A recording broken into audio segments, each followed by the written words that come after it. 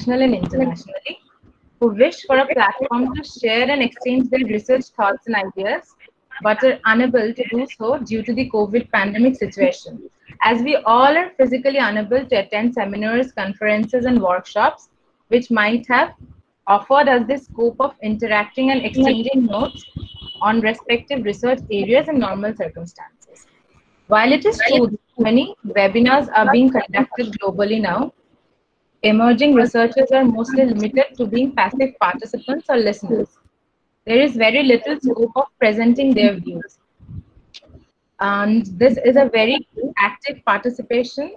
And the active participation here we have of emerging researchers, and communication researchers meet has been conceptualized with the aim of providing a steady platform to the emerging researchers for sharing their ideas with their peers, and in this process enrich themselves with new ideas and perspectives. I would like to begin by expressing my gratitude to everyone and the respected convener and also the respected organizing committee.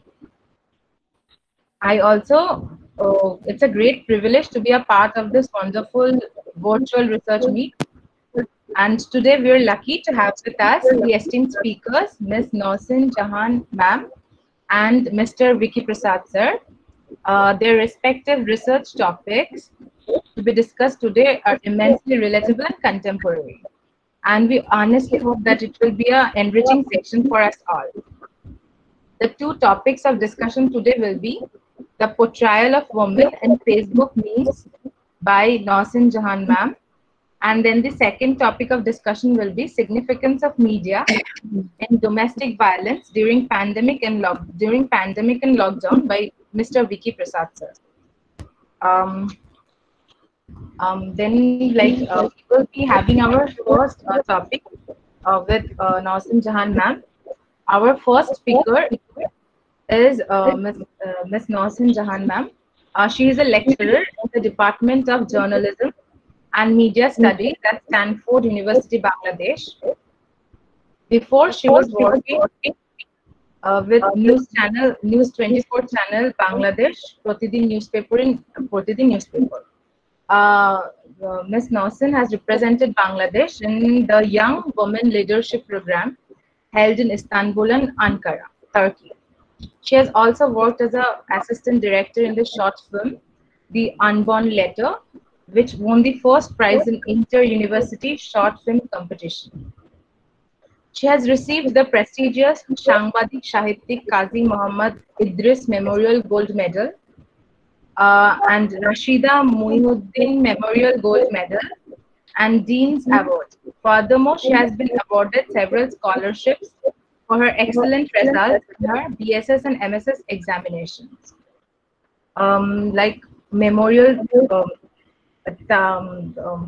Ms. Nausin ma'am has participated in different workshops and trainings, and she has also worked as a research assistant to two researchers: gender violence portrayal in Bangladeshi media and identification of behavioral problems among inmates of child development centers, exploring the way out, a psychological study. She has also received many prestigious awards and accolades. Today we have with us a phenomenal scholar, and we're very glad to have you with us, Nausin ma'am. Over to you. Thank you, Priyanka. Good afternoon, everyone. This is Nausin Jahan AP, lecturer at Stanford University, Bangladesh. Today I am going to present my paper, which is on the portrayal of women in Facebook memes. But first of all, I want to share some of my experiences. We all share memes to have fun or to satire, but we don't notice if those memes are spreading any negativity or any wrong perception. I myself also shared many memes in my Facebook account. But one day a thought came across my mind that though these memes look funny or humorous, but some of these memes are portraying women in a wrong way. These memes may create wrong perceptions, or they may help to sustain wrong perceptions about women. This is the reason. That's why I have chosen this topic to draw people's attention towards the portrayal of women in Facebook memes. Now I'm starting my presentation. My topic is as you can see, the portrayal of women in Facebook memes. Okay, today almost 2.45 billion people around the world are using Facebook. Facebook has become a global platform where anyone can create a Facebook account and can share their ideas, thoughts, feelings, and activities. To get shared and liked, Facebook users not only post their photos, videos, and status, but also post memes, which seems funny in nature. But problem occurs when these memes try to control people's lives invisibly by transferring the stereotyped ideology. In this study, I have tried to find out some stereotypical frames regarding women portrayal in Facebook memes. Now we must know what is meme. Usually, memes are an image, short video, or piece of a text that is typically humorous or funny and which is copied and spread rapidly by internet users, often with slight variations. At first, Richard Dawkins coined the term meme in his 1976 book, The Selfish Gene. The topics of memes are related to popular culture or sarcastic life observations, making them related to people and easier for them to spread across the web. Women in Facebook memes. Well, this research followed Facebook memes that have used photos of women or text about women to portray them or their femininity in stereotypical ways. Femininity and masculinity are concepts that are constructed socially and culturally. Now, memes are reinforcing stereotypical concepts of femininity and masculinity through Facebook, which is a very popular social networking site. Now I'm going to talk about my theoretical framework. In this study, gender advertisement theory is used as a theoretical framework to disclose the portrayal of women in Facebook memes. Usually, gender advertisement refers to the images in different advertising that depict stereotypical gender roles. Gender advertisement theory is usually used to analyze the portrayal of women in the advertisements of mainstream media, including the social media. Facebook memes are not direct advertisements, as we all can see that.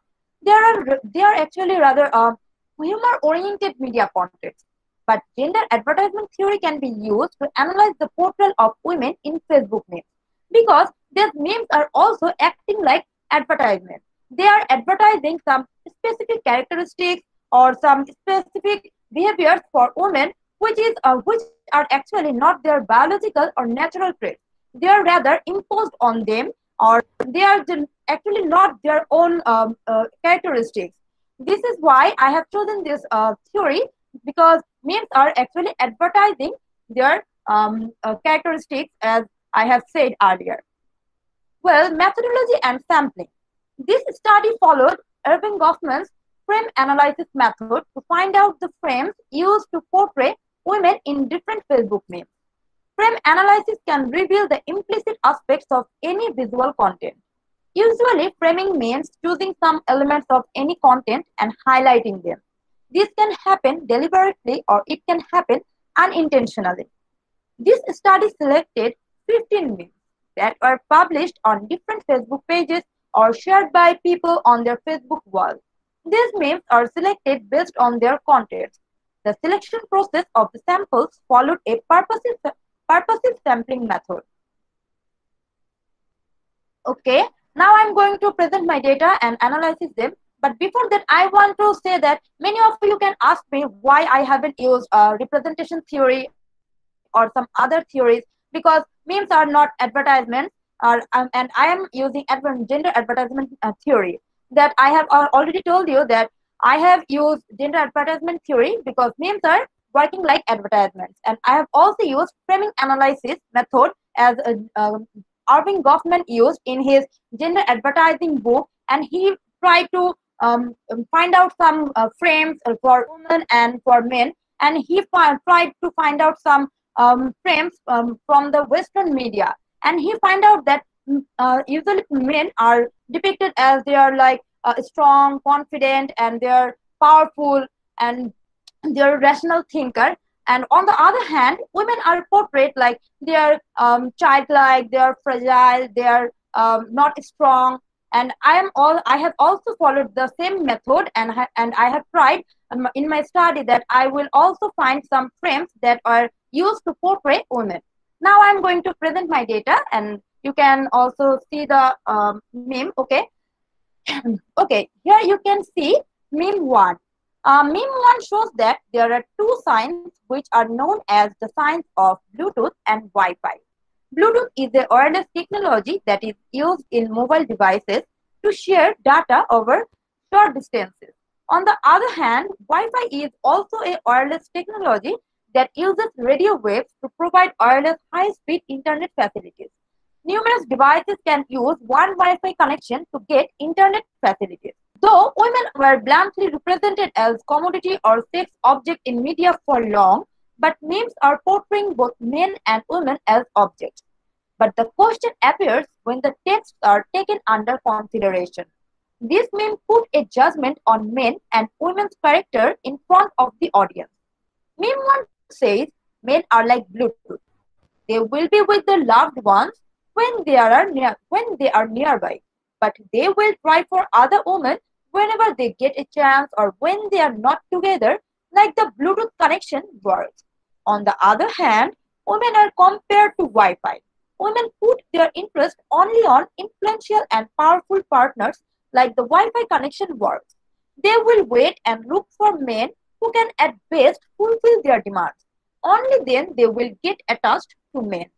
The frame found in this meme is women search for powerful partners and they are very greedy in nature. Well, in meme 2, you can see there are two shopping patterns, and in the upper section there is a very short and simple shopping pattern for men, and in the lower section there is a very complicated shopping pattern for women. As you can see, the shopping pattern of men is very short and simple. What does it mean? It means men are very organized and specific about what they need. They just go shopping, buy necessary things, and finish their shopping as early as possible. They don't waste time. On the other hand, the shopping pattern used for women is very complicated to understand. There is no comprehensible way to find out from where it started and where it ended. This simply means women are shopaholic and they become confused when it comes to shopping. Again, they don't want to come out of the shops early. Women have no headache about wasting time. The frame used in this meme to portray women is women are confused about shopping, and when they go shopping, they do it with great extent. In meme 3, you can see there is a picture of Hollywood actress Angelina Jolie, and it seems she is very annoyed or she looks angry. You can see there is a text added in this meme, and it says, arguing with a woman is like reading the software license agreement. In the end, you have to ignore everything and click I agree. The text in this meme means arguing with women is like wasting time because at the end, men have to go by women's will. Same as people have to do when it comes to installing any software. It requires clicking on the agree or accept button. Otherwise, software won't be installed. This meme portrays that women are like software. They don't bother about others. They try to establish what they want. At first, men may try to express their opinion, but women are ignorant about others' right of expression. That is why men have to surrender to women's will. This meme establishes the frame women are not reasonable and they make men do whatever they want. Meme 4 shows that there is a couple talking to someone who is asking the husband if he feels domination or dominated by his wife. The wife has replied for him that no, he doesn't. It may look humorous, but actually it is portraying women as oppressor and men as oppressed. It seems men are helpless in front of women's dominance. Women dominate their husbands everywhere. They regulate their husbands like machines. The frame established in this meme is women are dominators of their husbands. In meme 5, you can see there is a picture of Gigi Hadid and Kendall Jenner, two very well-known and popular supermodels, and this photo is used to establish a concept that women have tendency to compete with each other. You can see there is a text added in this meme which says, if women ruled the world, there would be no war. just a bunch of jealous countries not talking to each other. Well, it means women envy each other. They can't deal with other people's success. They tend to ignore other women if any problems come out between them. Women don't take any steps to exterminate problems. Rather, they just ignore each other. This meme also indicates women don't have diplomatic abilities of solving issues. Frame established in this meme is women are jealous of each other. Here you can see meme 6. In meme 6, there is a girl inside the mouth of a shark, and the shark is about to swallow her or eat her. But she is busy in posting this incident on Facebook, rather trying to save herself. You can see also a text added in this meme which says, "Wait a minute, I need to post this." Well, this meme mistreated women very much. Though it looks humorous, as I was saying, okay, I am starting again. Men or women, anybody can be addicted to Facebook, but nobody will act like this meme in real life. The message this meme is trying to give is Facebook is the center of women's life. Women use Facebook all time and they share every incident of their life on Facebook. Even if they are about to die, they will share this on social media like Facebook. The frame used in this meme is women are ostentatious in nature. Here you can see meme 7, and in this meme you can see a girl is sitting on her bed and there are lots of makeup products in front of her, and it seems she is very excited or surprised. You can also see there is a text added in this meme which says every girl's wish. Well, this meme demonstrates having so many makeup products is every girl's wish. But this is simply not true for every girl. It is just a stereotypical concept. There are many women who don't like to wear makeup. Rather, they love their natural beauty. Having makeup products is not a wish for most of the women. They may desire to have a proper education, a satisfying job, or a healthy life and a loving family. There are many more important things in life that a girl can wish for. Where men are busy with serving the nation and the world, women do not just sit and do makeup. They also work hand in hand with men in every sphere of life. This meme tried to impose a notion which is not true for most of the women. The frame used in this meme is women wish for insignificant things in life. Now you can see meme 8. In meme 8, there are two photos of two beautiful girls. One of them has curly hair and one of them has straight hair. And below their picture, there is a cartoon character. And there are some text added in this meme, like girls with curly hair are saying, "I wish I had straight hair," and girls with straight hair are saying, "I wish I had curly hair." But boys, they are saying, "I just want hair on my head." What does it mean? This meme may seem funny, but this meme sets the notion that women are not satisfied with what they have. They hanker after things what they don't have. On the other hand, men don't want many things in life. They are content with what they get. This meme denies the idea that not only women but also the whole society is changing their age-old perceptions about women. Women are embracing themselves as how they are.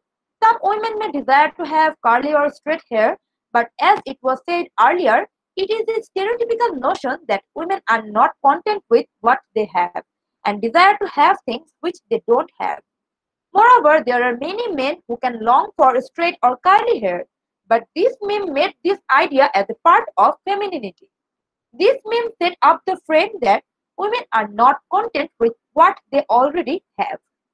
In meme 9, you can see Hollywood actor Leonardo DiCaprio, and it seems he is in a party and there is a glass of wine in his hand and he is just making a toast with his glass. And there are two comments added in this meme. These are, "Men age like wine and women age like cheese." This meme made a remark which is extremely offensive, malicious, and unpleasant for women. First of all, this meme objectified women. Then it claims as cheese gets rotten, women also lose their qualities with time. But men flourish themselves and gain qualities with time. Same as wine, which is considered most expensive when it gets old. There are many successful women who achieved their success after getting old. Rotten cheese may not have any use, but many aged women are serving the world along with serving their family. Women are playing active roles everywhere in every age, but it is the stereotypical concept that women are of no use when they get old. The frame used in this meme is women become useless when they get old. And the last meme is meme 10. Here you can see there is a photo, and in this photo, this meme has used the photo of Hillary Clinton, former First Lady of the USA.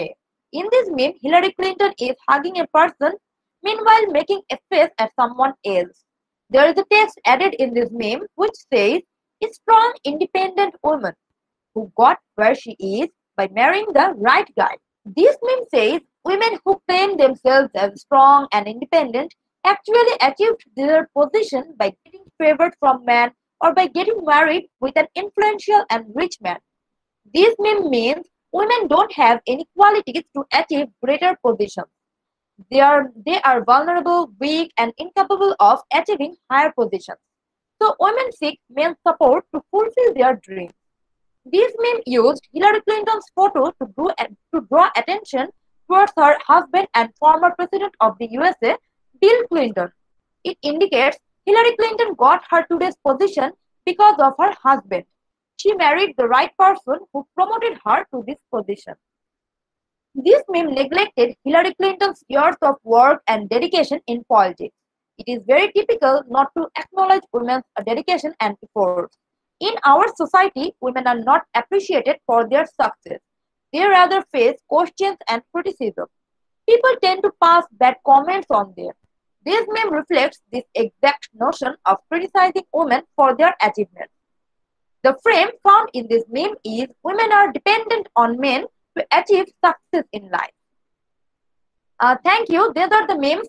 These are the frames that I have found in my study while I did the research, and I guess you all understood that this is high time. We be aware of sharing this type of memes, because this type of memes are portraying women in a wrong way. And as we are sharing these memes, and we are actually reinforcing the same thing as the memes are doing, like we are advertising some gender stereotype roles for women or some behaviors for women which are actually not their biological or their natural traits. Thank you all. Thank you, ma'am. It was like a very insightful and wonderful presentation. Like we got to know a lot about the gender discriminations which are still prevailing in this age and time, where like we're talking about women emancipation and equality, but this is very much ingrained in our psychology, and that's why it's on Facebook and everywhere else. It was very insightful. Thank you. The second speech will be by Mr. Vicky, and like we will at the end we will have the question answer round. Mr. Vicky Prasad's topic will be significance of media in domestic violence during pandemic and lockdown. Mr. Vicky, sir, is a research scholar in the Department of English at Jadavpur University. He is working in the area of urban studies with the topic dysfunctional family life in the Indian metropolitan city. Apart from this, he is also enthusiastic on the current topics of mass communication and journalism. In both these fields, he has written articles and critical essays and published and presented in several seminars and webinars. He is an eager participant in the national and international seminars, webinars, workshops, and conferences. Moreover, he sees the aspects of life and world through the lenses of poetry and short narratives. We have an enthusiastic, talented, and young accomplished scholar here, Mr. Vicky Prasad, sir. We all know him from before for his wonderful moderation of previous Communication Researchers Meet virtual sessions. We eagerly welcome you today and are keen to hear about significance of media in domestic violence during pandemic and lockdown. Over to you, sir. Thank you very much for this wonderful opportunity and this researchers meet. My topic, as Priyanka has said, that my topic, significance of media in domestic violence during pandemic and lockdown. So first of all, I want to just shift from meme ideas that Madam has talked about. It's very insightful and wonderful to my topic that is very grim and serious. I want to talk about this topic. First of all, I want to start with the quote that why women are vulnerable to the violence. Why women are vulnerable to the violence and what are the consequences. Now, at present time, the world is struggling to cope up with this, COVID-19 and the pandemic, where the COVID-19 has forced us to entire cities and the people to the lockdown, into their home. But this lockdown and this pandemic striking lockdown and this, confinement has given much more things that our safety. But at another point, on the other hand, it has given us a number of demerits that the women they are trapped with the abusers. So first of all, I want to begin with the slide. See, you can quote by United Nations.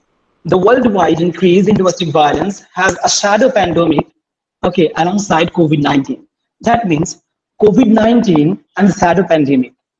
United Nations is calling the rapid increase in domestic violence as a shadow pandemic going parallelly with COVID-19. COVID-19 as a virus pandemic throughout the globality, but here you can see this shadow pandemic is swallowing some of the victims inside the walls. So this is the notion given by United Nations. But what are the other theoretical frameworks and what are the other interpretive moves? I want to move out one by one through my slides. As you can see here, my interpretive moves here, definition of domestic violence, COVID-19 and lockdown as the most significant factor, women as the worst sufferers, statistics, study of cases, national and international cases of domestic violence, media working as the savior, as a dominant task played by media. Here, first of all, I want to unpack the term, what is domestic violence? Domestic violence implies a pattern of psychological, physical and sexual, financial and emotional abuse. It encompasses many abuses, acts of assault, threats, humiliation, intimidation are also considered acts of violence within the domestic confinement. That means there are many violences, but why domestic violence comes in front? Because everything starts from home. Whatever we start our day from home. We start our day, our day-to-day life. We start our life, our office, our job, our schooling, everything. It starts from home. If home is not in peace, then everything is in trouble. Then everything is in turbulent situation. So to avoid this topsy-turvy situation, okay, some people, they want to take the wrong means, and that is called domestic violence. So let's talk about the first theoretical moves, COVID-19, okay, and here lockdown as the most significant factor. COVID-19 related lockdown has amplified the domestic violence. It has gradually increased the domestic violence that ever before. It was not so much increased before the lockdown, but nowadays we can see the gradual number of increasing cases. Many cases nationally and internationally have been lost, many lost their life, lost their ways to the legal authorities. Just before the lockdown, the scenario was not so grave and grim, okay, and it was not so much serious, because the earning individuals, those who were working outside, the individuals, mostly husbands, especially in the South Asian countries, are unable to bear the load of their expenditure. That means when they were outside, they were unable to, just cope up with their wives and their female counterparts. But since the lockdown is there, okay, they are trapped at home. Here, the lockdown, the term itself is very much overwhelming, and it has the pun that is lockdown. That means it has a sense of trap. Of course, we are trapped in lockdown. But lockdown is also trapping many victims, those who are vulnerable to very serious violent attacks. The fast melting of the hard-earned savings of the economically backward classes. See here, I'm pointing out the reason. The fast melting of the hard-earned savings of economically backward classes, lower middle classes, even the middle classes, make the breadwinners, irrespective of their caste, no matter whichever caste they belong, whichever color they belong, whichever religion they belong, but it is, it's overwhelming everyone. It is encompassing everyone, that domestic violence. So anxious and frustrated that losing their tolerance as well as temper is no matter of wonder. That means when their money is getting melted very fast, the anxiety that befall on them, and that anxiety works in that comes out, that finds an outlet in a different way, that we call violence.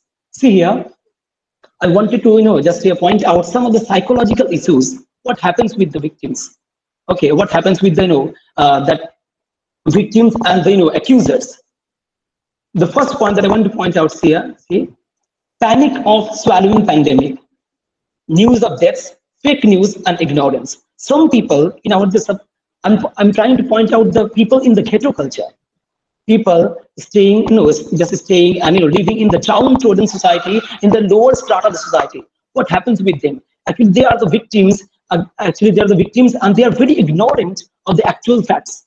Okay, they actually sometimes come upon the fake news. Sometimes they encounter death news that is very fake. Okay, from the social media, from others' news. So panic of swallowing pandemic also creates in them a kind of anxiety. Anxiety born out of economic depression, as I told you in my previous slide. See here, anxiety born out of economic depression, loss in business. That means many people, they have lost their job.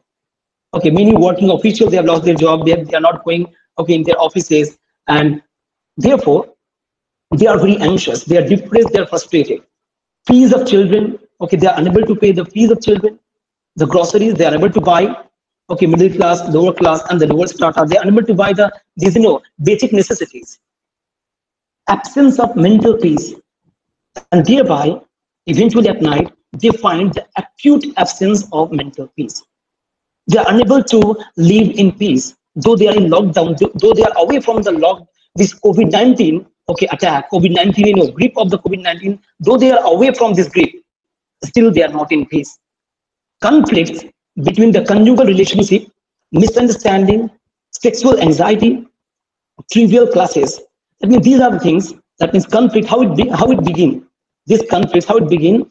That means misunderstanding. Sometimes the husband and wife, and spouses, they involve in some kind of misunderstanding, and they try to solve this misunderstanding with wrong means. Okay, through wrong means that we call violence. Sexual anxiety. Sometimes they are victim of sexual anxiety. They're unable to fulfill their sexual desires. Trivial classes. Sometimes the trivial classes become the acute problem for them. They don't know how to solve this trivial problem, and they try to attack themselves, whichever thing they find in their reach. All these above mentioned issues help in paving the path of domestic violence during pandemic. And that is the psychological aspects how the victims and the accusers, they are coping with each other in this pandemic lockdown. See here, women as the worst sufferers, as you can see in the in this graphic representation. That means a man in the shadow is trying to attack the woman on the sofa. You can see, and the anxiety of the woman. She's hiding her face, unable to just defend her. Stories inside the wall. There are a number of stories. Okay, there are a number of cases nationally and internationally inside the walls that need to come out. The first point, see here. Under patriarchy, women are vulnerable. As I told you in the video, abuse is such kind of psychological, physical, sexual, and child abuse. Sometimes it becomes very difficult to defend a child. A child also becomes a part of this domestic violence. While the husband is beating the wife, the child comes in between, and child also gets injured. They find themselves trapped within the dilemma. Sometimes the women, the victims, they find themselves trapped in the dilemma. What kind of dilemma? Whether to inform their neighbors or relatives or not, only for losing reputation. And lack of courage, sometimes lack of courage, thoughts of increasing further chaoses. This kind of, they try to think that, whether I should inform or not. So dilemma, before they inform to the legal authorities like, doctors, any organizations, it becomes too late, and sometimes they lose their life. National statistics of domestic violence during lockdown. As you can see here, then I will point out, अब मैं कुछ क्या करूँगा, कुछ ऐसे cases दिखाऊंगा for the Hindi speakers also. I'm speaking in Hindi. Okay, so ऐसे cases दिखाऊंगा जो आपके लिए ऐसा insightful होगा. देखिए आप, the first point, as Indian Express, the newspaper, daily newspaper, has pointed out, in 2020, between March 20, we begin that Indian Express has pointed out a very remarkable statistics here. In 2020, between March 25 and May 31, 1,477 complaints, as I bolded with the red color, of domestic violence were made by women. This 68-day period recorded more complaints than those received between March and May in the previous 10 years. Can you believe that here? Previous 10 years, very remarkable statistics. Okay, that is very, very serious for us. See here, some more statistics I have pointed out here. The first 4 phases of COVID-19 related lockdown, as you can see in the presentation, Haryana, okay, Maharashtra, UP recorded 600 complaints, the highest among all states. Okay, as we have known that other states to the UP is the largest. And the first 4 phases of COVID-19 related lockdown forced Indian women filed more domestic violent complaints during last 10 years. But even this rapid, unusual spurt is only the tip of the iceberg, as 86% women who experience domestic violence do not seek help in India. That is the major concern for me and for everyone also. That means women in India, they hardly complain to the legal authorities. Okay, they try to solve the matter, and in this way, they try, in this way of trying to not informing others, because of losing reputation and because of creating further chaos, that they lose their life. In a very brutally, they lose their life. And this chart, you can see that plots the number of domestic violence complaints recorded in the state. As you can see, the HP, Kerala and others, Tamil Nadu, Andhra Pradesh, in a state against the number of complaints received per 1 million women till now in 2020. That is very, very much serious, these cases. As you can see here, the gradual rise and fall. Okay, in 2010, you can see that the graph. Immediately in 2015, it rose up. But remarkably, okay, and very rapidly, in 2020, you can see the graph completely soaring up. Okay, and it is soaring up still. It's not stopped still yet. You can see the cases, the number of cases soaring up. And with this graphic presentation, I want to point out, okay, inside the minds of the audience, let's see in this way, okay, this domestic violence is increasing day by day. See, some cases are buried in silence. I have charted out here types of violence: never told anyone, told someone, sought help from a source. So these are the category.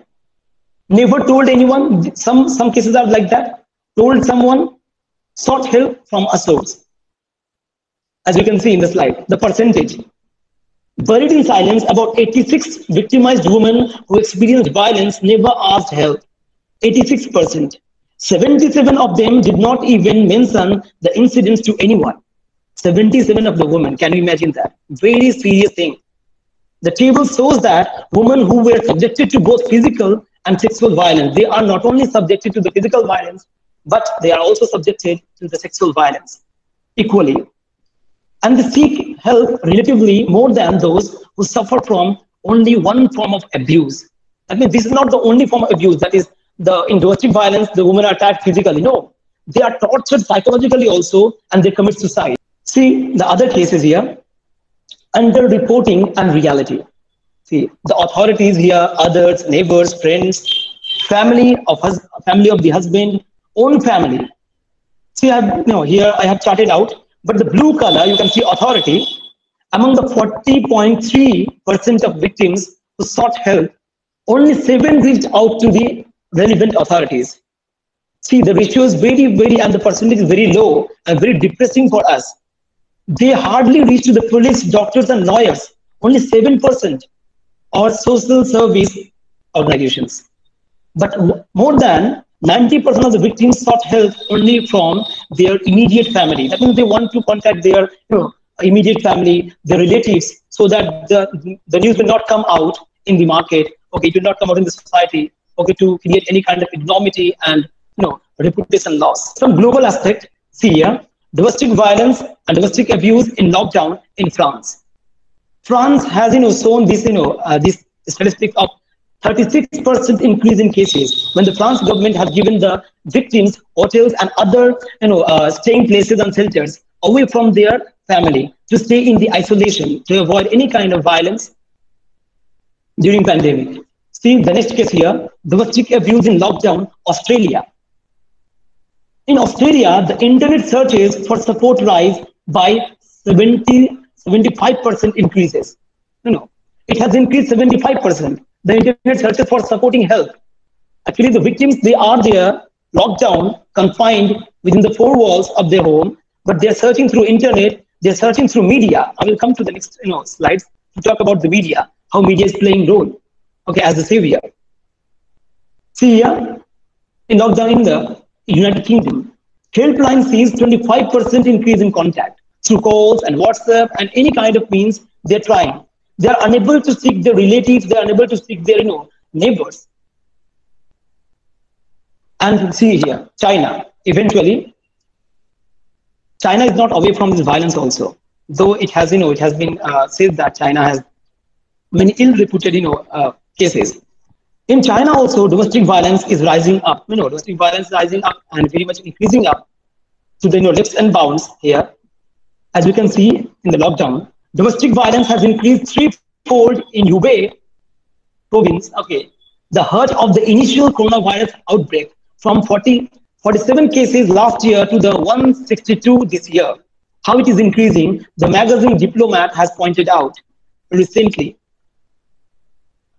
See here, media. My final concern, and very much, I want to connect with the topic. Not only it's not topic on the coronavirus and domestic violence. It's topic of media also. How media, is playing the role of a savior. Media have always been the bridge between the people of our society and the other in power, the people in power. It has always been acting like a connecting link.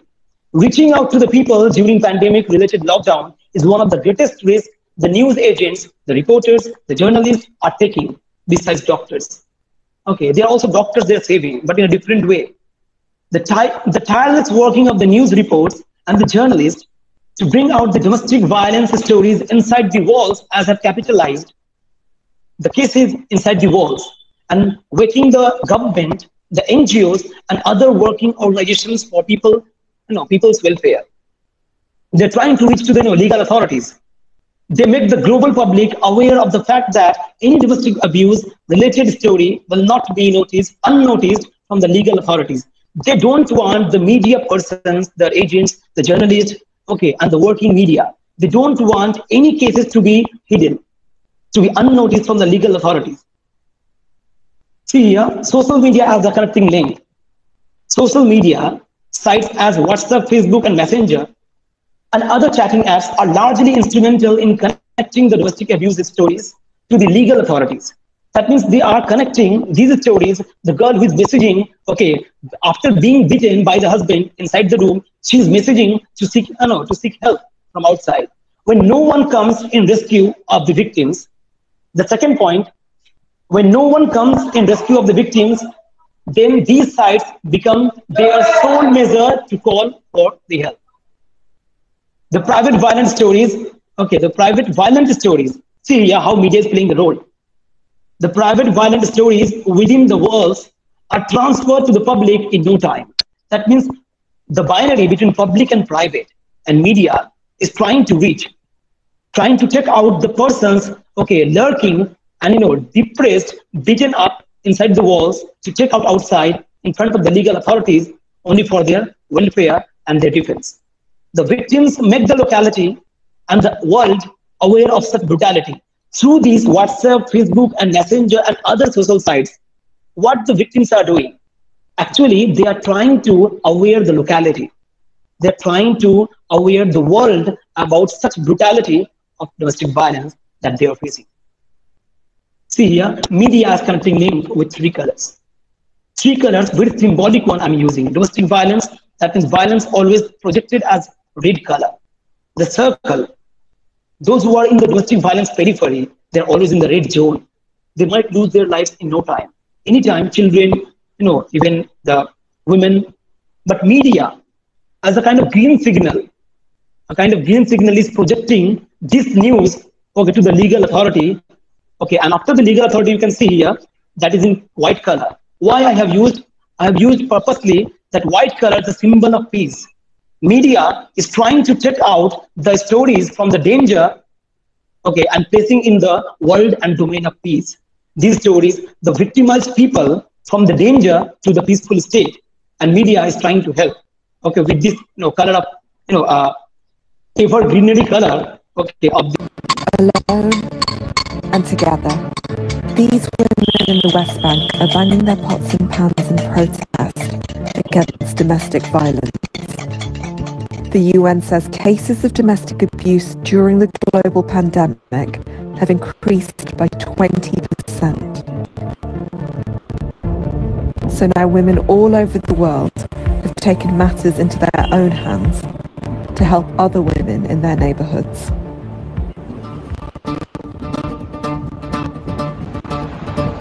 During the West Bank's 8-week lockdown, people stood on their balconies in the neighbourhood to let the see, yeah. more than 4,000 kilometres away in India. Women have also The audio is set a up a bit local unclear. phone line What? to take calls The from audio is a bit isolated unclear. women. परेशानी का वो हाँ, जो अभी परेशानी है वो like घर में right now बच्चों it's और all right. पत्नियों पर निकल रही है। छोटे छोटे घर होने के कारण आपस में काफ़ी परेशानी हो रही है और उन लड़ाई झगड़ों के लिए वो लेडीज़ हमको कॉल करती है कि हम लोग बहुत परेशान हैं और यहाँ पे ये ऐसे प्रॉब्लम हो रही है। The provinces that make up the area have some.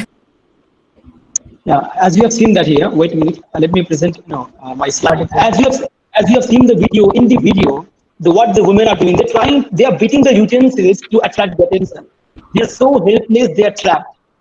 In this time, the media persons like Mega Mohan, the other persons, they are trying to cover these themes, and they're trying to say the government that see this is the scenario, the grim reality of this lockdown.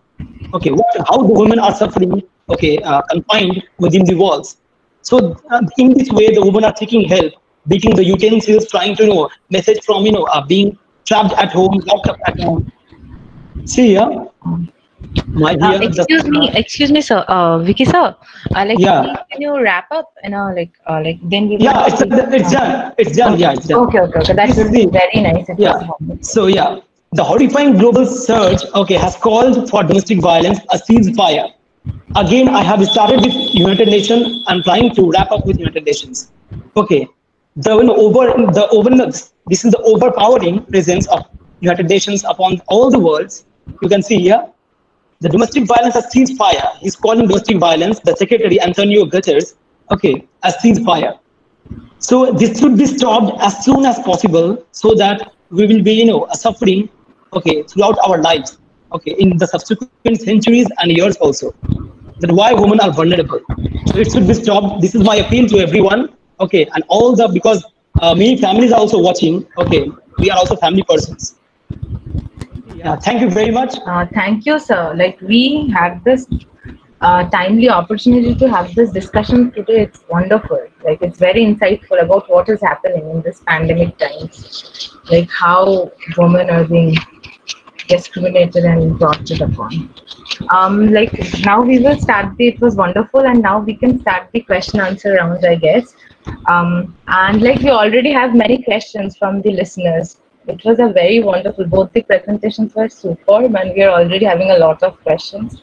And we will start Shritama Paul ma'am's question. Okay. And everyone will, all the participants, you can either type your questions in the chat box, or you can also unmute yourself and ask the questions directly to the speakers. All right. Okay, then we will start with Shritama Paul ma'am's question. Which section of the society is the most victim of domestic violence? How can this be overcome? Is there any way through which we can contribute to stop this domestic violence? To Vicky Prasad sir. Which section of the society is the most victim of domestic violence? How can this be overcome?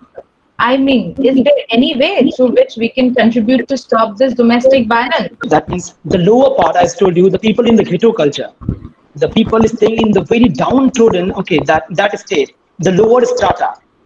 Those are the worst sufferers of this domestic violence. They're unable to go anywhere. If they're going anywhere, they don't have the space, the place to go. Some of them are illegal migrants also staying in the ghetto culture. So those are the worst sufferers.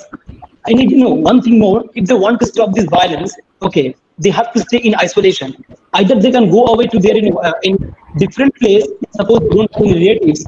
Suppose they don't have any kind of place to go. They can simply be away from that what should they say, that quarrel situation. They have to go away. Otherwise, there's no way to stop, because authority cannot hear all the violences at the same time. First of all, we have to take the measure.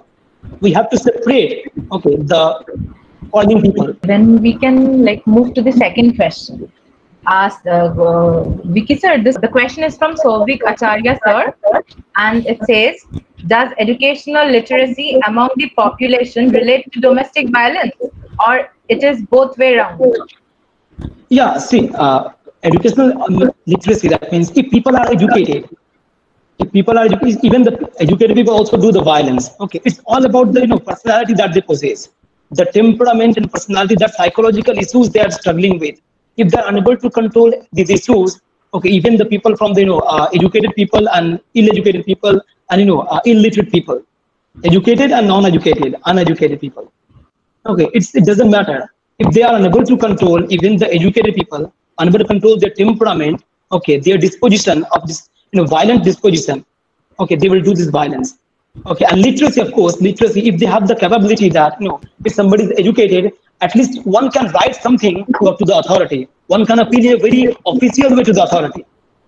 Okay, one have the idea how to proceed if this kind of violence comes in between. Okay, because that literate person will be aware of this, after reading and watching news and many things.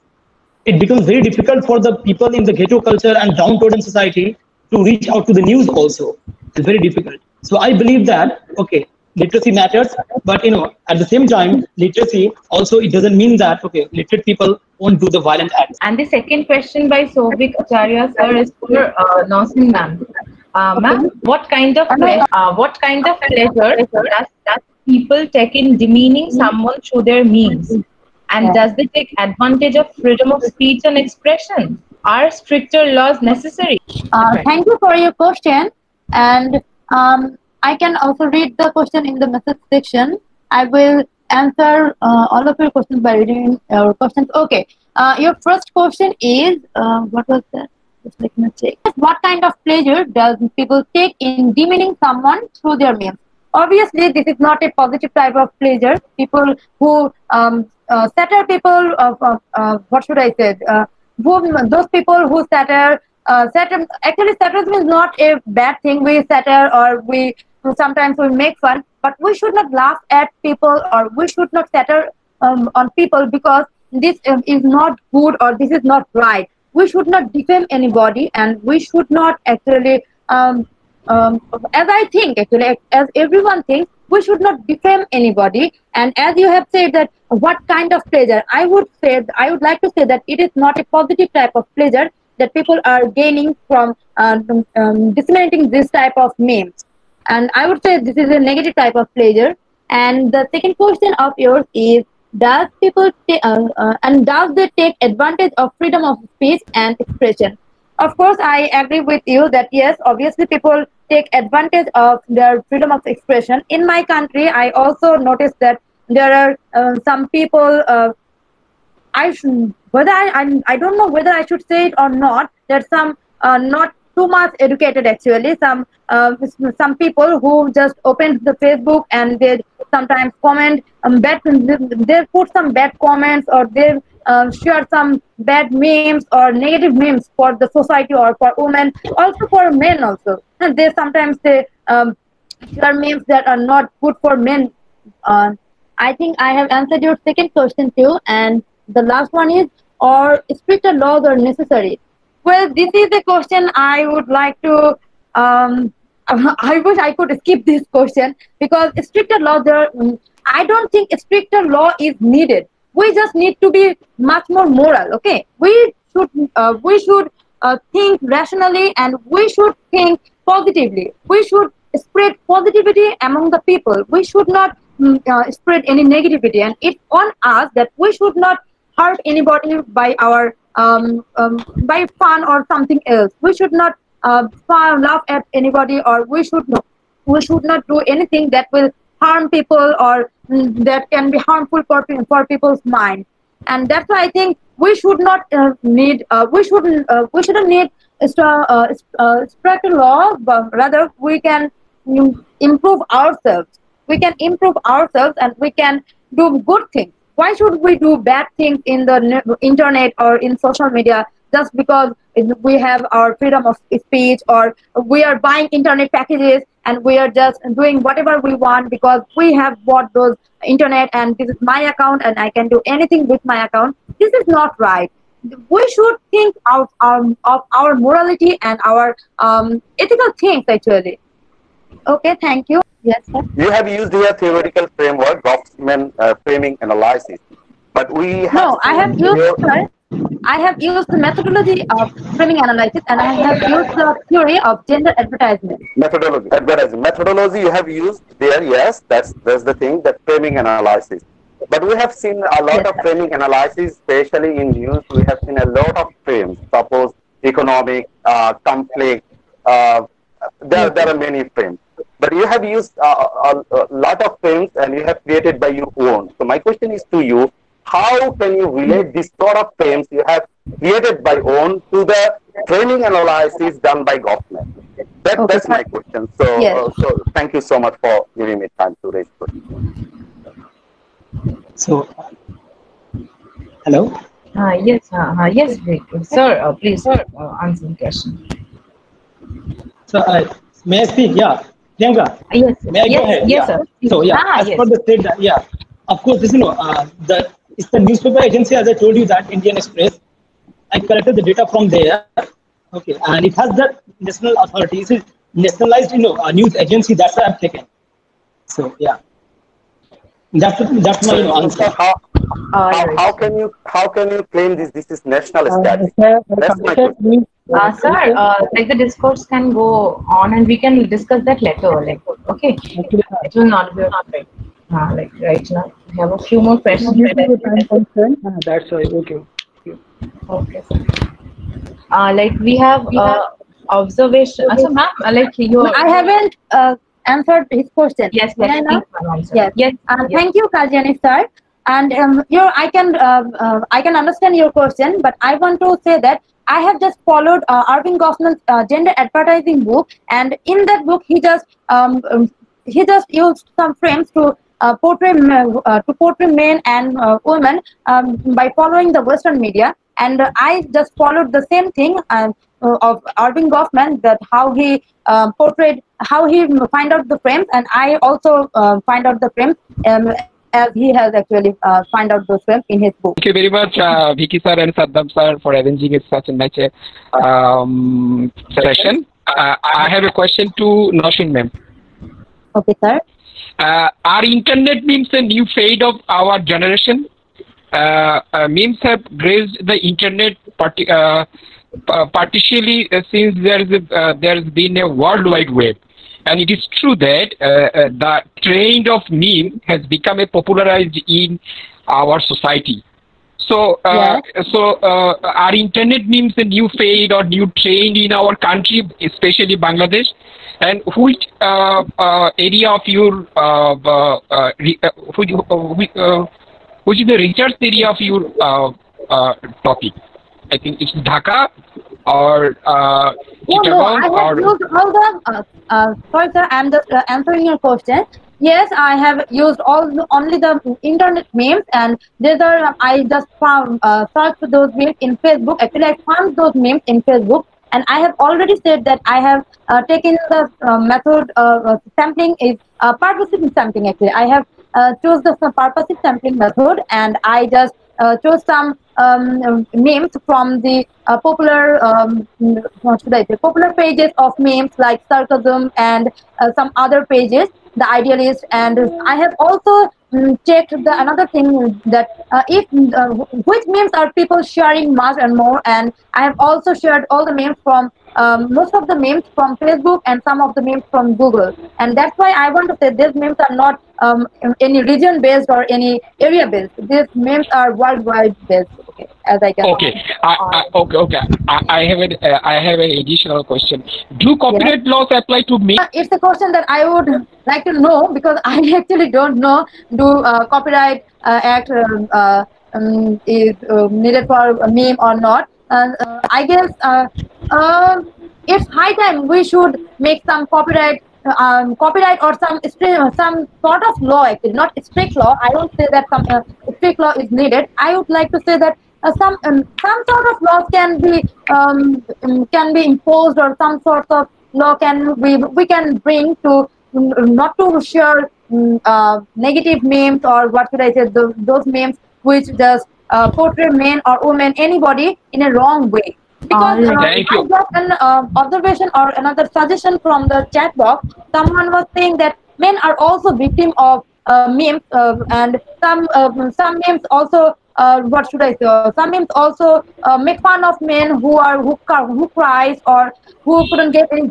job, or who fails in his job. That's why I think this is a good observation, and I would like to work on that topic too. Thank you very much. Okay, now we have a observation from Tasnova Surname, ma'am. Nice presentation, Notion, ma'am. Thank you. Just an observation. I don't know whether you would agree with me or not, but I think there's another side that seeks our attention. We have often seen the comparison between men and women just to show the stereotypical notion that women are inferior to men. Often we see memes like the boys who show their emotional side is compared to women, and also what profession should the men choose is also criticized by the double standards of a society. Okay, ma'am. Yes, Priyanka, I just already answered her. And there is another observation from her, I think, Tasnova. And one more thing that I have noticed, that if a boy man fails to do something, then they're advised to get bangles in their hands. And all these things are portrayed through various names. Okay, it's a continuation of the first one, I guess. And there is another question by Mayuri Ghosh, ma'am. Good afternoon. My question is for ma'am.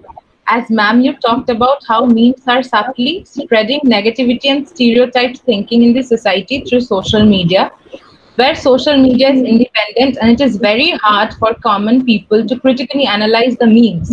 So how we can minimize the negative spreading of the memes among the common people?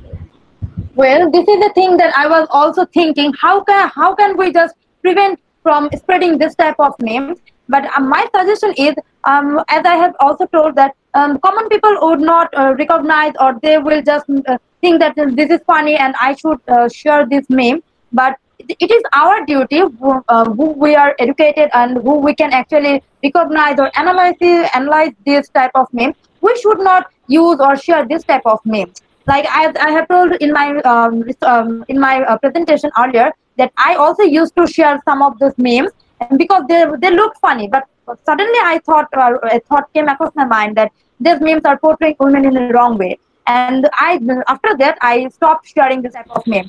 And my suggestion will be, everyone, if actually this is a longer process, and I hope that as I have stopped sharing this type of memes, after hearing my presentation, you all will notice, and you all will try not to share this type of memes. And this will make a chain, and someday I hope that people are not going to share this type of memes, which are actually portraying negativity, or which are actually spreading negativity among in our society. Then we have a question from Mahendra Jena, sir. Years ago, especially in West Bengal, there exists a committee in police station wise where different members like lawyers, social workers, reporters, elected representatives are there. Before going to court, the committee is supposed to call both party and solve the matter.